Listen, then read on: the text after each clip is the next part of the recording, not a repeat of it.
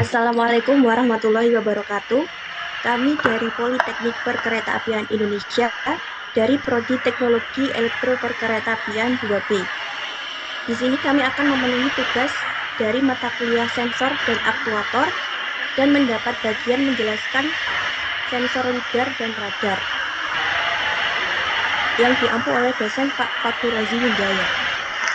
Di sini kami dari kelompok 5 yang beranggotakan pertama Muhammad Kevin Reynald Bagaskara, kedua saya sendiri Rindia Rahma Octavia, yang ketiga dan yang terakhir Zidan Kamal Arzi.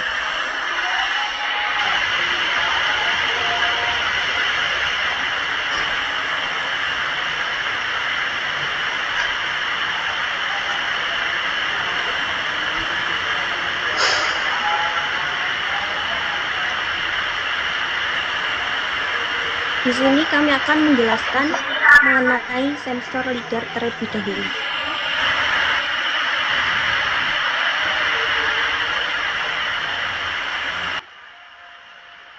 Seiring dengan perkembangan zaman, manusia membutuhkan metode yang canggih. Oleh karena itu, dibutuhkan suatu sistem deteksi objek yang terkini untuk mempermudah pekerjaan tersebut. Salah satu teknologi yang dapat digunakan adalah sensor lidar atau singkatan dari Light Detection and Training. Apa itu sensor lidar? Sensor lidar merupakan metode untuk menentukan jarak suatu objek dengan menggunakan pulsa laser.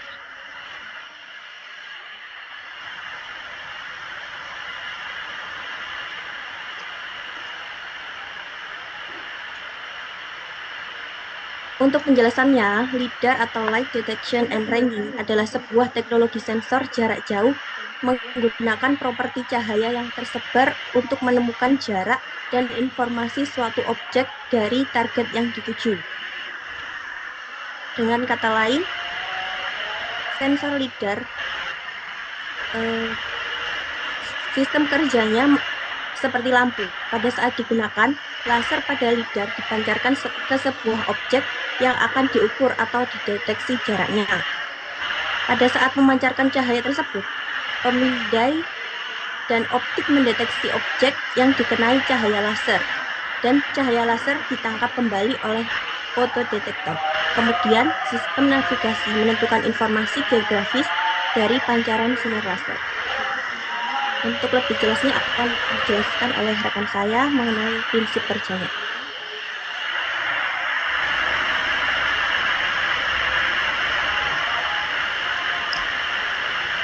Ya, sebelumnya izin menambahkan bahwa LIDAR atau Light Distance and Ranging merupakan sebuah teknologi yang dapat mendeteksi sekaligus mengukur jarak sebuah objek dengan menggunakan pantulan sinar laser.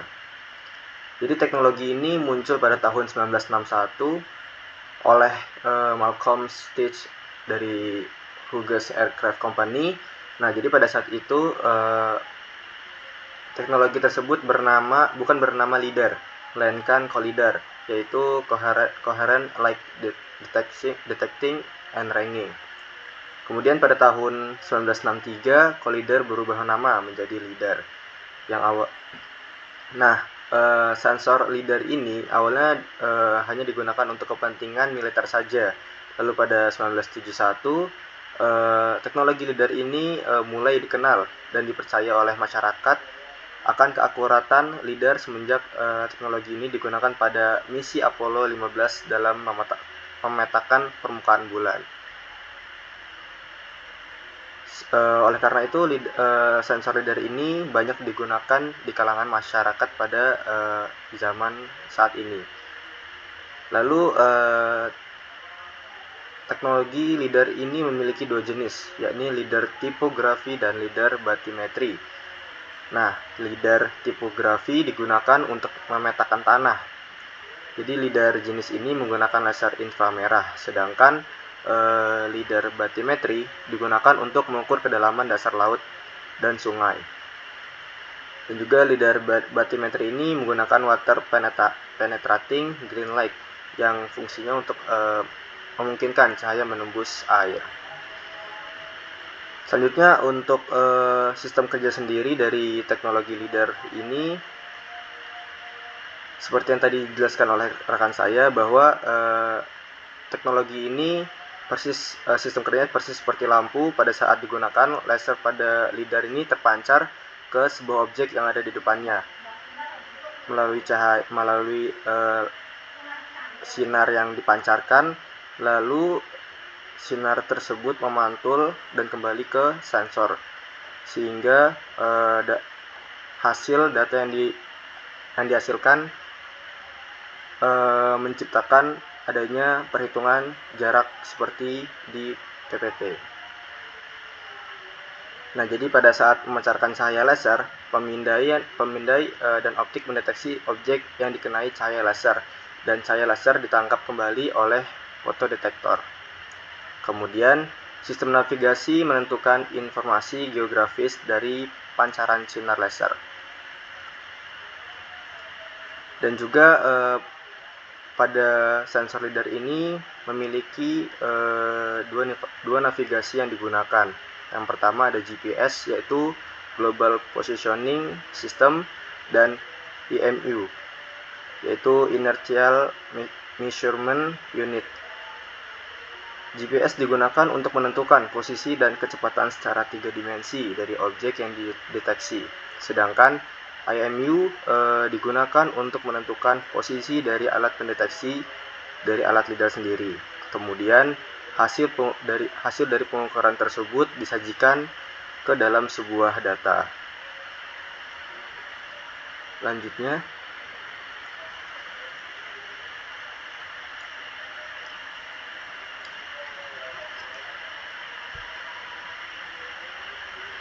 Untuk selanjutnya yaitu faktor yang mempengaruhi performa sensor.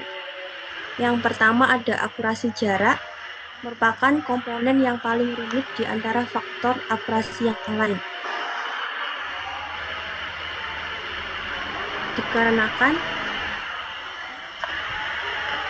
dalam kenyataannya, jika pengukuran dilakukan dengan teliti, kontribusi dari kesalahan jarak terhadap kesalahan koordinat 3 dimensi adalah minimum jika dibandingkan dengan sumber kesalahan lain. Hal ini dapat terjadi jika tinggi terbangnya rendah dan sudut penyiam kecil, karena tinggi terbang dan sudut penyiam merupakan komponen yang berpengaruh terhadap kenaikan total kesalahan. Yang kedua ada akurasi posisi. Secara garis besar tergantung dari kualitas DGPS post processing.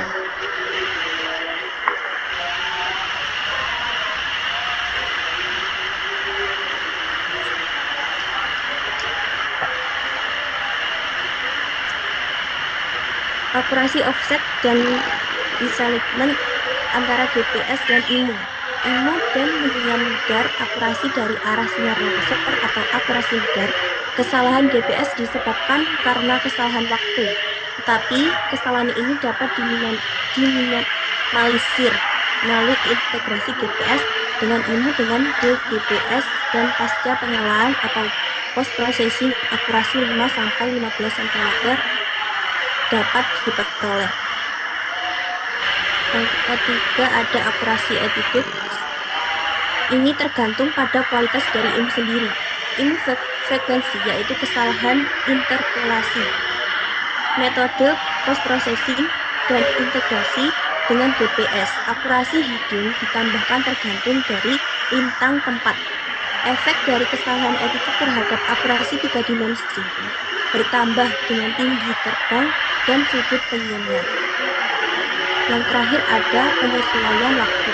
Di sini untuk posisi 3 dimensi yang akurat, orientasi, posisi, dan jarak dibutuhkan untuk diambil pada waktu yang sama.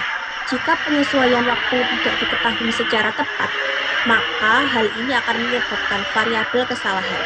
Kesalahan meningkat dengan meningkatnya perubahan rata-rata dari pengukuran dan waktu.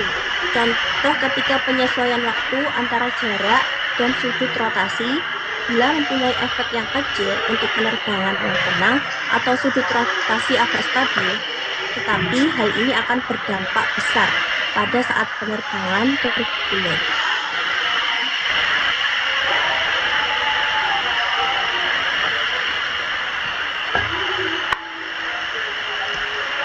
Selanjutnya, pengaruh dari berbagai sumber kesalahan terhadap koordinat 3 dimensi.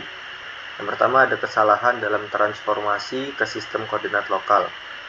Lalu ada distribusi dan jarak dari stasiun referensi GPS, dan juga kualitas dari GPS atau IMU pasca pengolahan, lalu koreksi kesalahan relatif perataan blok dari jalur penerbangan.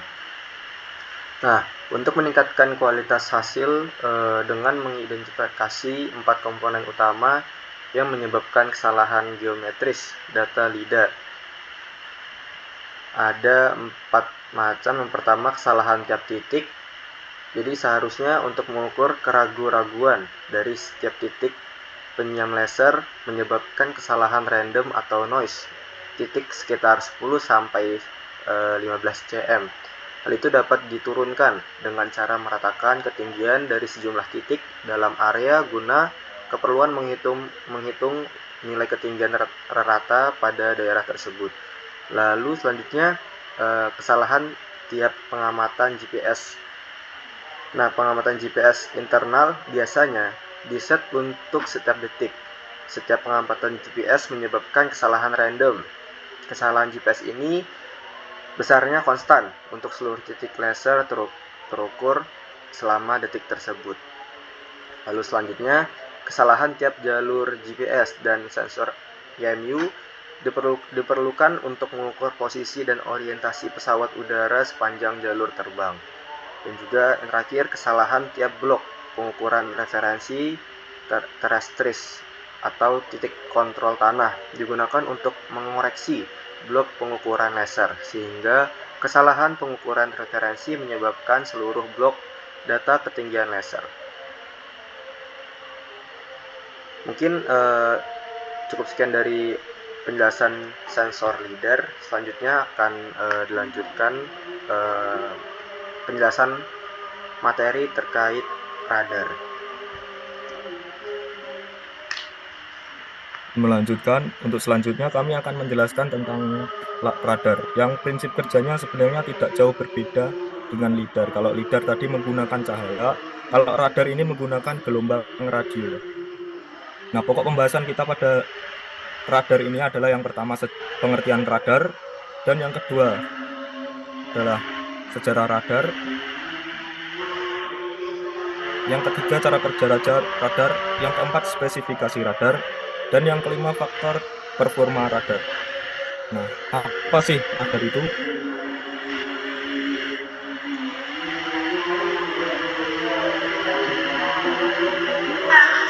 Radar yaitu singkatan dari radio spatial array.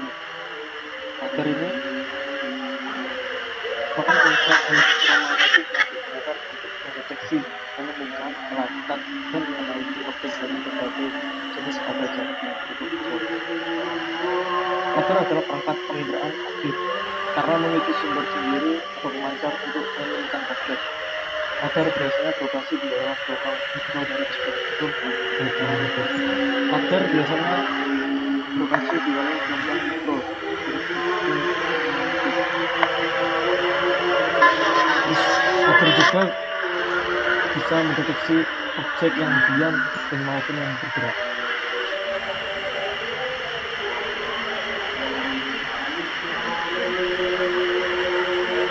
Selanjutnya adalah sejarah perkembangan radar, karena setiap benda tidak luput dari sejarah yang mengalaminya. Yang pertama, sejarah radar ini dikemukakan oleh Heinrich Hertz, ilmuwan asal Jerman. Hertz ingin memastikan secara karya teoretis awal fisikawan Skotlandia James Clerk Maxwell. Maxwell merumuskan rumus dasar elektromagnetik, yaitu rumusnya adalah cahaya dan gelombang radio adalah gelombang elektromagnetik yang dipancarkan dari gelombang yang sama namun memiliki frekuensi yang sangat berbeda. Oleh karena itu, Hertz ingin membuktikan apakah benar itu radio dan cahaya merupakan elektromagnetik, dan pada 1888 telah terbukti. Yang kedua, Meyer pada 1903 menciptakan detektor halangan dan perangkat navigasi kapal berdasarkan prinsip-prinsip yang ditunjukkan oleh Hertz, prinsip elektromagnetik tadi. Tapi Gus Meyer ini karyanya kurang mendapat perhatian dari pemerintah maupun dari masyarakat luas karena masih belum diperlukan pada saat itu. Untuk apa sih detektor halangan dan perangkat navigasi kapal? Itu kan bisa dilihat dari mata. Untuk zaman dulu orang berpikirnya seperti itu. Kemudian perkembangan radar secara serius baru dimulai pada 1930-an saat akhir Perang Dunia ke-1 dan awal Perang Dunia ke-2, yaitu Naval Research and Laboratory pada tahun 1922 menciptakan sebuah penemuan, yaitu kapal yang berlayar di sungai secara tak terduga menyebabkan fluktuasi intensitas sinyal yang diterima ketika melewati antara pemancar dan penerima. Jadi antara kedua sungai ini dipasang suatu pemancar sinyal dan penerima sinyal. Nah, kebetulan ada kapal lewat di tengahnya, dan kapal itu menyebabkan intensitas sinyalnya yang berada di penerima berubah atau mengalami fluktuasi. Selama beberapa dekade berikutnya, metode radar berkembang di titik di mana radar mampu membedakan satu jenis target dari target yang lain. Jadi yang tadinya hanya mampu mengukur ada atau tidaknya, kemudian berkembang menjadi mengukur jaraknya, dan berkembang lagi mengukur membedakan jenis targetnya, apakah target itu pesawat atau kapal atau burung atau dan lain sebagainya. Kemajuan dalam teknologi digital pada dekade pertama abad ke-21 memicu peningkatan lebih lanjut pemrosesan sinyal dan data menuju era digital. Jadi radar ini sudah menuju proses digital, tidak analog lagi. Kemudian bagaimana sih cara kerja radar? Radar bekerja dengan menggunakan gelombang radio yang dipantulkan dari permukaan objek. Radar menghasilkan sinyal elektromagnetik yang difokuskan oleh antena dan ditransmisikan ke atmosfer. Jadi antena ini memfokuskan sinyal dan ditransmisikan ke atmosfer gelombang sinyalnya tadi. Kemudian benda yang berada dalam sinyal elektromagnetik disebut objek dan menyebarkan energi elektromagnetik tersebut. Jadi antara lintasan sinyal dan antena ini, jika ada objek, maka objek tersebut akan memantulkan gelombang elektromagnetik kembali ke dalam radar. Kemudian radar akan menganggapnya sebagai objek yang terdeteksi dan dilakukan pemrosesan bahwa ini merupakan suatu objek yang terdeteksi. Selanjutnya kita juga membahas komponen-komponen radar. Yang pertama adalah komponen utama radar. Pertama, untuk komponen yang pertama ada antena. Berdasarkan yang telah dijelaskan oleh Dr. antena berfungsi untuk memperhatikan data satu dan menerima kembali. Contohnya ada antena parabola. Untuk antena radar yang digunakan adalah reflektor parabola, antena tanduk atau antena kecil lainnya dipasang pada titik parabola untuk memancarkan sinyal ke permukaan parabola di depan. Setelah dipantulkan oleh permukaan ini, energi elektromagnetik dipancarkan sebagai sikap aktif dan berfokus. Seperti gambar yang disebut. Yang kedua, ada antena ditutup atau dipol. Antena dipol setengah gelombang dimensinya setengah dari panjang gelombang radar adalah tipe klasik antena elektromagnetik. Tidak banyak digunakan untuk radar karena menghasilkan bandwidth yang terlalu lebar untuk pasang secara sekali. Jadi antenanya jarang digunakan. Dan tipe yang terakhir, antena positive array. Sinyal diarahkan oleh gerakan mekanis seluruh antena. Antena array adalah suatu antena yang dibentuk oleh sistem sejumlah elemen antena tunggal yang biasanya berupa antena dipol di mana setiap elemen tersebut dibentuk array. Antena ini merupakan cikal bakal pengembangan sistem antena cerdas. Dan komponen utama selanjutnya adalah transmitter. Transmitter berfungsi untuk memancarkan gelombang elektromagnetik melalui antena. Hal ini dilakukan agar sinyal objek berada di daerah tangkapan radar dapat dikenali. Pada umumnya, transmitter memiliki bandwidth dengan kapasitas yang besar. Transmitter juga memiliki tenaga yang cukup kuat, efisien, ukurannya tidak terlalu besar dan tidak terlalu berat, serta mudah dalam perawatannya. Dan yang komponen utama yang terakhir adalah receiver, yang berfungsi sebagai penerima kembali pantulan gelombang. Jadi kalau transmitter tadi memancarkan, kalau receiver ini menerima, dan sinyal tadi diolah kembali ke dalam penyaring sehingga dapat terdeteksi dan diperkuat. Sinyal yang diterima kan dipantulkan dari objek itu lemah, jadi diperkuat dulu belum masuk ke pemroses data dan sinyal.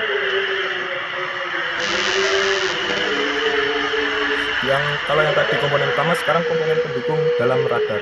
yaitu yang pertama waveguide yang berfungsi sebagai penghubung antara antena dan transmitter, yang kedua duplexer yang berfungsi sebagai pertukaran atau peralihan antara antena dan penerima atau pemancar sinyal ketika antena digunakan dalam situasi tersebut. Yang ketiga adalah software yang merupakan suatu bagian elektronik yang berfungsi mengontrol kerja seluruh perangkat dan antena melalui bagian masing-masing. Nah, untuk selanjutnya mengenai spesifikasi radar akan dilihatkan dalam datasheet radar sensor. Kami mengambil sampel sensor radar yaitu sensor rad series oleh Carlo Gavazzi. Nah, di sini terdapat datasheet yang dari Carlo Gavazzi tadi. Ini terdapat data sensor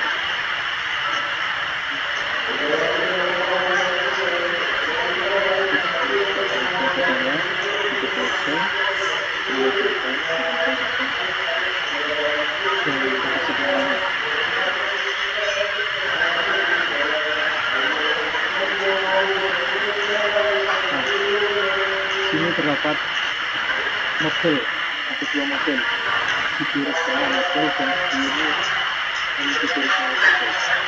Nah, dari model tersebut jika radar diposisikan vertikal dia akan mendeteksi menyeluruh seperti ini. Nah, jika diposisikan sebagai horizontal radarnya ini akan mendapatkan mendeteksi segini. Itu adalah yang direksional model. Selanjutnya yang untuk unidirectional model, jika di ketinggian 2,7 km model ini akan mendeteksi dalam area yang lebih luas jika sudut dan gambar lebih besar. Itu halnya contoh yang gambar ini. Hal ini karena pandangan sensor akan lebih luas jika kita semakin menghadap ke samping dan frontal. Karena jika menghadap vertikal, maka sensor akan secara langsung menghadap frontal. Anggapannya kalau sensor radar ini menghadap frontal itu kan nggak mendeteksi apa-apa gitu. Seperti gambar ini.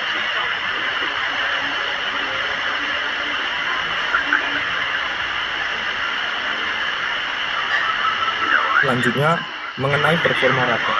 Performa radar ditentukan oleh yang pertama adalah jangkauan maksimum di mana ia dapat melihat target dengan ukuran tertentu. Yang kedua adalah keakuratan pengukuran lokasi target dalam jangkauan dan sudut. Jadi misalnya target dalam 100 km, apakah benar dalam radar ini terukur 100 km atau lebih atau kurang? Nah, itu merupakan keakuratan pengukuran lokasi. Yang ketiga, kemampuannya untuk membedakan satu target dengan target yang lain. Yang keempat, kemampuannya untuk mendeteksi gema ketika ditutupi oleh gema kekacauan. Nah, gema kekacauan ini termasuk faktor yang mempengaruhi performa. Nanti akan kami bahas. Yang kelima, kemampuan untuk mengenali jenis target. Dan yang keenam adalah ketersediaannya atau kemampuan untuk beroperasi saat diperlukan, kehandalan dan pemeliharaan. Nah, faktor yang mempengaruhi performa radar adalah yang pertama, daya pemancar dan ukuran antena. Kisaran maksimum radar sebagian besar bergantung pada rata-rata pemancar dan ukuran antenanya. Biasanya kalau dayanya semakin besar, maka performanya akan semakin baik atau dapat mendeteksi semakin jauh. Kemudian noise dari receiver. Sensitivitas receiver radar ditentukan oleh noise yang tidak dapat dihindari yang muncul pada inputnya. Biasanya ini terjadi antara perbedaan kualitas hardware dari radar. Jadi semakin bagus hardware-nya, maka noise-nya dari receiver-nya akan semakin kecil. Dan yang ketiga, ukuran objek yang dideteksi. Ukuran yang terlihat oleh radar tidak selalu terkait dengan bentuk fisik objek. Jadi bisa saja objeknya besar tapi yang terdeteksi oleh radar kecil. Atau ukurannya objek kecil yang terdeteksi oleh radar sangat besar. Ukuran target yang diamati oleh radar disebut radar cross section dan dinyatakan dalam satuan luas meter persegi. Nah, ini untuk teknologi zaman sekarang, misalnya untuk pesawat generasi kelima atau pesawat siluman yang sulit dideteksi oleh radar, itu memiliki radar cross section yang kecil. Jadi pesawat yang sebesar itu dibuat sekecil mungkin dengan bahan-bahan tertentu agar tidak terdeteksi oleh radar. Jadi pesawat yang besar bisa saja terdeteksi hanya 1 meter persegi atau seukuran burung elang. Nah, Selanjutnya gangguan dari alam, yaitu gema dari daratan, laut, hujan, es, gunung, burung, petir, serangga, aurora, dan meteor, dan lain-lain yang dapat mengganggu sinyal dari radar. Dan yang terakhir adalah interferensi. Interferensi sinyal dari radar terdekat atau pemancar lain bisa cukup kuat untuk masuk ke penerima radar dan menghasilkan tanggapan palsu. Oleh karena itu, makanya kita saat di pesawat terbang misalnya, kita tidak boleh menyalakan handphone atau alat komunikasi yang menggunakan koneksi kita sendiri karena dapat mengganggu sinyal dari radar, dapat masuk ke sinyal radar, ataupun kalaupun dimanfaatkan untuk orang jahat itu bisa untuk menghack. Jadi sinyal radar kita disadap sehingga masuk ke penerima dan menghasilkan tanggapan palsu. Oleh karena itu diperlukan beberapa metode untuk menyaring dan menghapus sinyal tanggapan palsu tadi agar tidak masuk ke penerima. Sekian presentasi dari kelompok kami. Apabila ada yang ditanyakan, bisa diketik di kolom komentar. Kurang lebihnya mohon maaf. Wassalamualaikum warahmatullahi wabarakatuh.